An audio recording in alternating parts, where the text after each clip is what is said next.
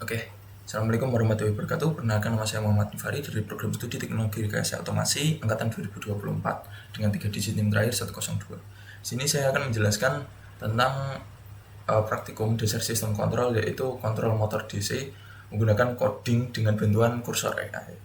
Nah, di kursor AI ini itu memiliki tiga editor ya. Yang pertama yaitu ada VS Code, Cursor, dan Windsurf. Yang pertama kita bahas mungkin untuk VS Code-nya terlebih dahulu. Pada proyek utama ini digunakan adalah Visual Studio Code atau VS Code yang merupakan editor ringan, fleksibel, dan juga banyak digunakan oleh programmer sehingga mendukung bahasa pemrograman yang banyak dan memiliki ekstensi yang cukup banyak juga. Lanjut, di sini ada Cursor AI. Ya, Cursor AI itu editor turunan dari VS Code yang telah terintegrasi dengan kecerdasan buatan. Keunggulan utama dari Cursor AI itu kemampuannya memahami konteks code secara keseluruhan. Jadi dapat membantu dalam pembuatan kode, perbaikan, refactoring, terus optimasi algoritma dan lain-lain. Nah, di dalam project ini Cursor AI digunakan sebagai AI asisten untuk mempercepat proses pengembangan kontrol GUI, pembacaan encoder, dan juga pembuatan GUI Python ya. Lanjut, selanjutnya ada Windsurf. Ini Windsurf juga editor berbasis AI, tapi lebih berfokus kepada eksplorasi ide dan juga pembuatan kode secara umum. Dibandingkan Cursor, Windsurf kurang optimal untuk pengembangan sistem secara real time yang berbasis hardware dikarenakan integrasi dan juga kontrol detailnya cukup terbatas. Nah, dalam project kali ini itu menggunakan bahasa pemrograman ya. Yang pertama yaitu ada Python, di mana Python ini bahasa pemrograman tingkat tinggi yang mudah dipelajari dan juga memiliki sintaksis sederhana, serta didukung oleh banyak library dalam project orang ya gitu. Nah, di dalam project ini sendiri Python digunakan untuk membuat GUI berbasis Qt5, yang dimana Qt5 melakukan komunikasi serial dengan Arduino untuk menampilkan data motor DC secara real time, serta penyimpanan data ke dalam file Excel dengan gambar PNG. Untuk versi Python yang digunakan adalah 3.10.11 karena versi ini stabil dan juga kompatibel ya dengan library yang dibutuhkan seperti PQT5,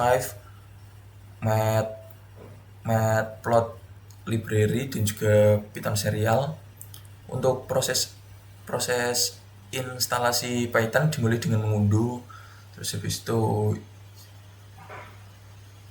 instalasi add Python to pad. Setelah instalasi selesai ya dilakukan verifikasi menggunakan command prompt perintah. Lanjut, ekstensinya. Untuk ekstensinya sendiri digunakan untuk extension Python ini ya digunakan untuk membantu proses pengembangan program Python seperti fitur autocomplete, debugging, pengecekan error, serta pengelolaan interpreter Python. Extension ini juga sangat membantu dalam pembuatan GUI dan juga pengolahan data dari motor ya. Selanjutnya, platform I/O merupakan platform pengembangan khusus sistem yang dimana hal ini mendukung untuk sistem embedded seperti Arduino. Nah, untuk program platform I/O sendiri menyediakan manajemen library otomatis, struktur project yang lebih rapi, serta proses build upload program yang lebih stabil dibandingkan IDE biasa. Project ini digunakan untuk memprogram Arduino Mega terlebih untuk seri 2560 ya, yang mengontrol motor DC dan membaca data encoder dengan platform I/O. Pengelolaan kode PID, interrupt code, dan juga komunikasi serial menjadi lebih terstruktur dan mudah dikembangkan. Nah, ini untuk prompt-nya. Slide ini menunjukkan contoh prompt yang digunakan pada Cursor AI ya, yang berisi instruksi yang cukup lengkap, mulai dari pembuatan kontrol PID ini, terus pengaturan pin Arduino, terus pembacaan encoder, hingga pembuatan GUI Python-nya. Nah, selain itu PROM ini mencakup GUI seperti tombol connect dan disconnect, start and stop, pengaturan grafik, serta penyimpanan data dalam bentuk file Excel dan juga gambar. Ini di sini The Legend. Dengan PROM yang terstruktur ini bisa menghasilkan kode yang lebih cepat, rapi, dan juga sesuai kebutuhan sistem ya. Nah, langsung ke hasilnya. Hasilnya seperti ini. Ada set point, speed per second, PID-nya dijabarkan satu persatu ya. Nah, untuk hasilnya ini pengolahan sistem motor DC yang menunjukkan respon kecepatan motor terhadap set point yang kami berikan. Dapat dilihat bahwa kecepatan motor mampu mengikuti set point dengan cukup baik dan stabil setelah beberapa saat ini. Yang grafik kedua ini menunjukkan sistem kontribusi komponen PID yaitu PIND serta outputnya dari PID itu sendiri. Ini outputnya yang warna hijau ini. Dari grafik ini dapat dianalisis bahwa pengaturan parameter PID itu berpengaruh terhadap kestabilan dan juga respon sistem dalam menjalankan ya sistemnya tersebut. Ini menunjukkan bahwa sistem kontrol motor DC yang dikembangkan telah berjalan sesuai perencanaan. Ini ada yang P-nya yang warna pink, D-nya yang warna kuning, terus I-nya yang warna ungu, dan juga PID totalnya yang warna hijau. Oke, terima kasih.